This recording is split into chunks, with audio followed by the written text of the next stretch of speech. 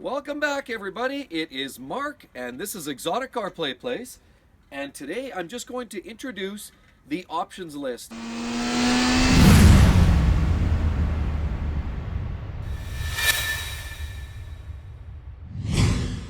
You guys out there that have asked me, because I've been talking a lot about my E60 M5 here, a lot of guys have been curious, and a few of you have actually asked me what type of options are available for this car. Well, there's a lot of options.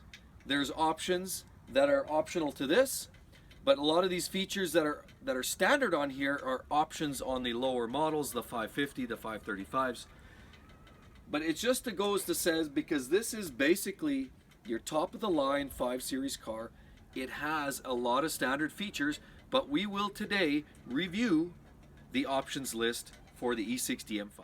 Cool, so before we talk about some of the options on the glorious E60 M5, what I do want to do is start by, see, I get these things in the mail from BMW here locally at my local BMW shop.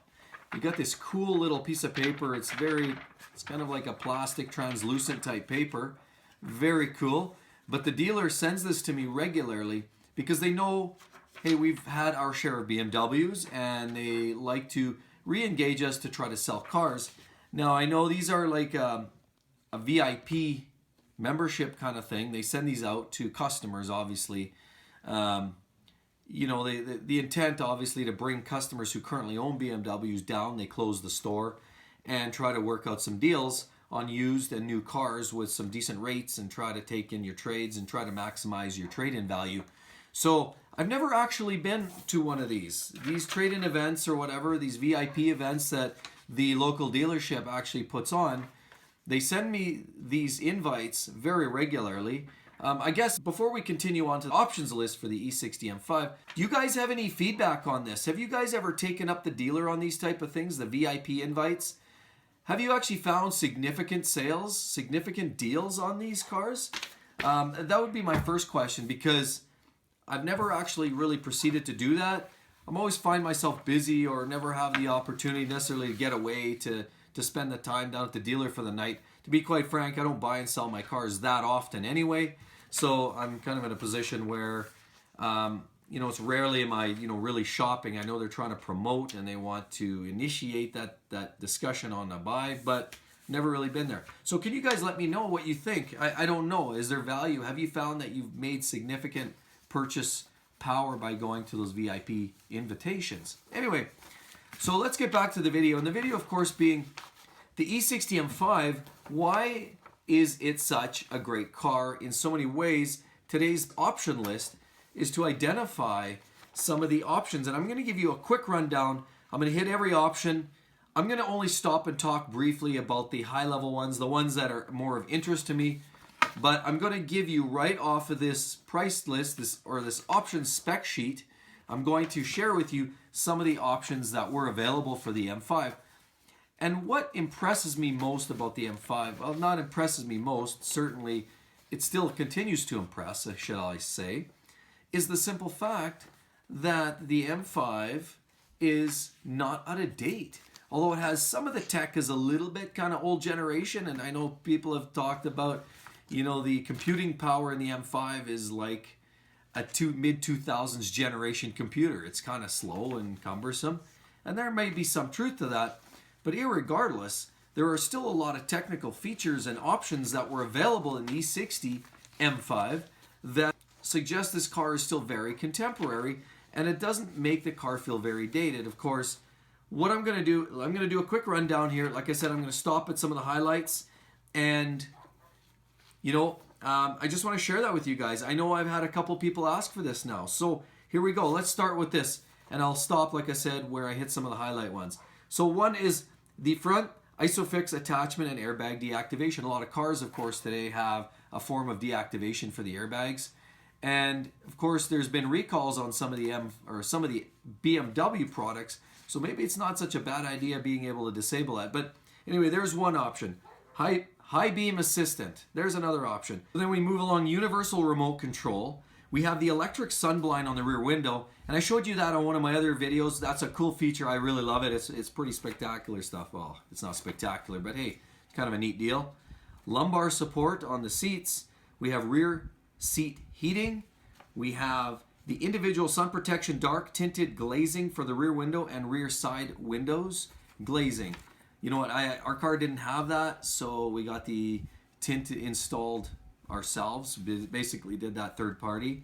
BMW Online for obviously the communication part of the iDrive or mDrive system. Electric rear and manual side blinds for the rear. Now that feature, I have that. That particular option actually is, as a cluster, is not an insignificant amount of money, but that was checked. That box was checked for my car. Then we have the through load system, including the ski bag. My car has that. We also have the high gloss Madeira walnut wood trim. Now, I don't know about a lot of you guys. A lot of you guys like the wood trim. A lot of you guys like the aluminum trim like I have in my car. What do you guys like? What's the preference there? Obviously, that's why I have an options list, because everybody has a different flavor. What are your thoughts? What do you like, the wood? Do you like the metal? Let me know. Then we move on. We have the high gloss natural olive Carrera wood trim. That's another option. We have the soft close automatic SCA for the doors, which I showed you that. That's an option potentially for some of the M5s. Not all of them. That was an option. Then we have the Bluetooth telephone preparation.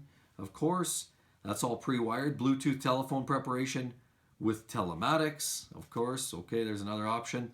We have the Hi-Fi Logic 7 professional loudspeaker system. The tow bar with detachable ball. I'm not sure why you'd want to tow anything with the M5, but there it is. It's available. Comfort access system, which my car has the comfort access, and I displayed that in one of my recent videos. So that's a great option to have. I would highly recommend that. So you're not having to constantly either use the key or necessarily or just a remote.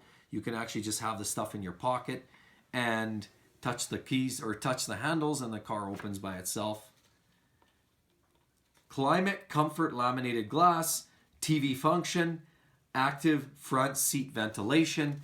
As some of you guys have seen in my last video on the M5, mine doesn't necessarily have the ventilated seats, although that is an option. Then we move into the 19-inch M double spoke alloys, the 167 alloy wheels available in the M5. Alcantara headlining, of course it has the Alcantara. And you know, I kind of assumed that that was always a standard feature in the M5, but it's not. Based on this, it is an upgrade. It is a significant dollar upgrade for that. Protective glazing. Then we also go to the M multifunction sport front seats with the active seat back with adjustment and lumbar and driver memory function. Well, that's what my seat has. If you noticed, it has the active lumbars. That's kind of one of the funky little functions that a lot of you guys are familiar with. But you know, do you realize that that is an upgrade? That's not entirely a standard feature. Then we have the extended merino leather perforated upholstery. Extended merino leather upholstery. So that would be, you'd have even more leather interior. My car doesn't have the full leather. I have the leather seats, but you can actually get leather on the dash. And that was one of the issues that I had heard. A lot of times with cars with leather dashes and whatnot, you have situations where that leather can peel back because of the heat from the sun, and you get shrinkage around the vents around the dash and stuff like that. So if you have the solid plastic, it's less of an issue, obviously. Then you have the full merino leather in black. You have the full merino leather in Indianapolis red. I love that color. I came across one when I was shopping for my car that had, it was a Silverstone exterior with a red interior, and it was just a beautiful combination, but that's an option. Then you have the full merino leather in a natural Portland brown, which is also a very attractive color. You have the full merino leather in Sepang bronze, full merino leather in Silverstone 2, and you have the full perforated merino leather in black. Same thing, perforated in the Sepang bronze and the Silverstone 2 as well, of course. Now, that rounds off the cost options of, well, there's some optional features too that are no cost options, at least based on what I see here for the 2005, 2006 model years. And those I'm going to round off as the green tinted glass, heat insulated glass, aluminum shadow interior trim. So that's what I have, is the aluminum shadow interior trim on my car. Not sure if you like that better, if you like the wood grain, but that's what I have in mind. The high gloss Madeira walnut wood trim with leather upholstery is an option. High gloss natural olive Carrera wood trim with the leather upholstery as well. The BMW Hi-Fi 10 speaker system, chrome line exterior. So do you like the chrome exterior? I personally like the on the black. Like my car's black, of course, you've seen it. I like the all blacked out, the murdered look, if you will. Of course, my car doesn't have the murdered look. It has basically the silver rims, but I like the all black.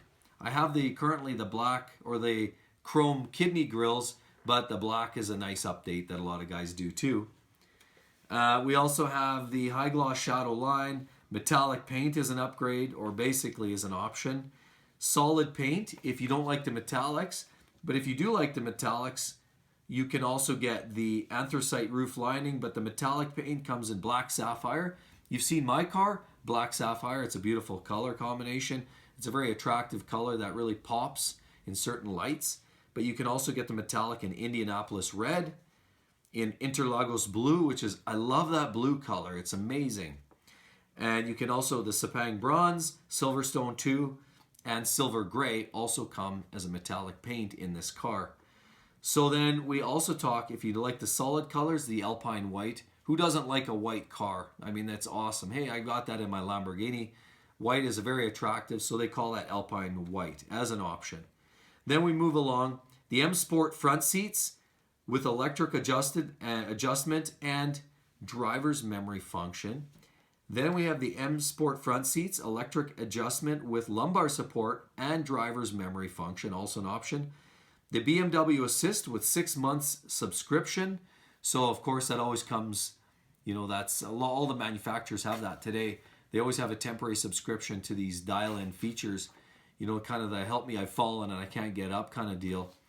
So extended merino leather, again, as an option. Extended merino leather in the black, Sepang bronze, and the Silverstone 2 were all options. And then basically that is the summary of the optional functions and features of the E60 M5. And if you see a common theme here, most of those options are geared really around the paint schemes, like the metallics or non-metallics, the interior leather coverage, the roof liner. A lot of it's just subtle cosmetic differences. Most of the core options, the electronic options, the features, the badging, a lot of that stuff, the wheels, a lot of that stuff is in fact actually for the most part standard on the E60 M5. And that of course is a really a nice cool thing, because to get some of the lesser cars, they get M products added on. You can get the M version of a lower end car, but a lot of these basic features you have to pay extra for. And that's where the E60 is just loaded to the hilt. And so if you want the car that is just loaded with virtually everything right out of the box, the E60 M5, why not just buy that car to begin with, instead of buying, say, a 535 and then spending another 20 grand on upgrades just to get it close to the cost of the M5 anyway. And then you've got a 300 horsepower car versus your 507 horsepower car. So I just wanted to share that, guys. I know it's maybe not for everybody, but I know a lot of you guys have been asking me specific details on what's options or what options are available and what options are not. If you guys find any value in this video, and I hope you do, I know there's been a lot of talks on the forums, what kind of options were available and what kind of colors and so on and so forth. If you'd like to know more about all the standard features, I can literally do a quick bang, bang, bang and read them off about all the standard optional or the standard features on the E60 M5. And it gives you an idea then about, how that car comes equipped, and it gives you a perspective on how good a value that car potentially was and why it costed so much when it was new. It gives you more perspective and sheds light on why this car was so pricey at $130,000 Canadian when it first came out in 2006. So everybody, that's what I have to offer you there today. I just wanted to express that this car really is of a great value with all the options lists available. It answers some of the questions why it was so expensive. All right. So there's the options list, everybody. I hope that helps when you're considering whether this car is up to snuff. One thing that I found was You know, a lot of when you buy older cars, because this is a 2006, a lot of the older generation cars start feeling older because, not only because they're older, but because a lot of the features, the options, and the elements behind those cars are old tech, old school, and it makes the car generally feel old. Well, this car doesn't really feel old yet. There's a lot of modern day technologies in this car, and because of all these techs, this car really does not feel very dated. As a matter of fact, it still feels very contemporary.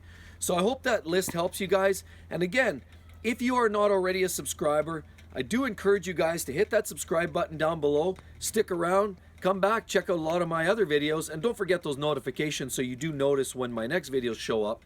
But also, go into my channel, take a look around. Tons of content on the E60 as well as a lot of other great supercars. Anyway, hope you liked it, guys. Mark checking out. We'll talk to you in the next one. See you then. Bye-bye.